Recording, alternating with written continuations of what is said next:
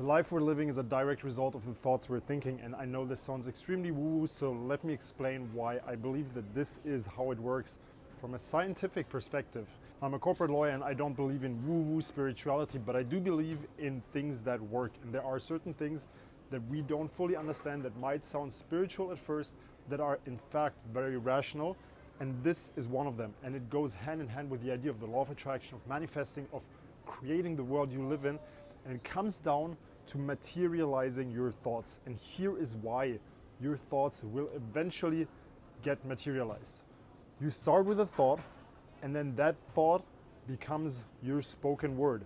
If you repeatedly speak about something you want, about something you're working on, this will become an action. It will actually lead to you doing something to work towards that goal.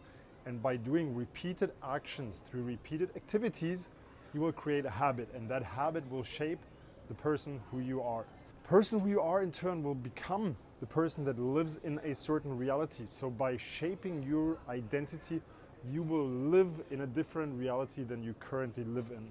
New you equals new reality. Now, the reason I'm just talking about this is because I live and I travel the world and I live in these beautiful places that I chose to live in, near the ocean, where I work on my legal job. And many times when I speak to Germans, they say something along the lines of, well, you're not really working if you live in such a place, because in their mind, they are limited to the idea of seeing these beautiful places, seeing anything that has an ocean around it as a vacation place. They cannot imagine that someone would permanently live there.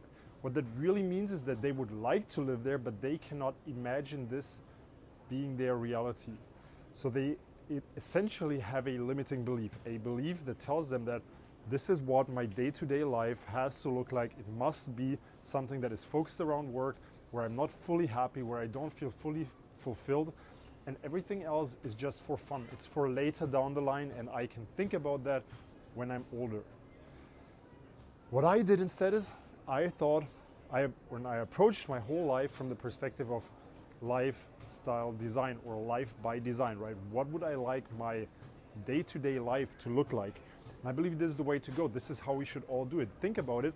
What would my life ideally look like? What would I ideally want to do on a day-to-day basis? And then compare it to my current life, which most likely consists of a lot of things that I have to do, that I don't really want to do. For example, I might have to live in a certain city because I have my job there, whereas I might want to live in a different city where I have my friends and family. I might have to do a certain job because it gives me money and financial autonomy, but I might want to do something else that will not give me the same amount of money. So the goal should be reducing the things that we have to do in favor of doing more of the things we want to do. And over time, change this from maybe here right now to a balance that tips the other way, where we do very little of the things that we have to do and a lot of the things that we want to do. This is it for today's videos. The sun is unfortunately very bright out here. That's why I'm wearing these sunglasses. If you've enjoyed the topic, if you like what I'm talking about right now, let me know in the comments. I'll be talking more on these topics. That being said, let's do some shadow boxing. Let's get into the day, and I'll see you in one of my next videos.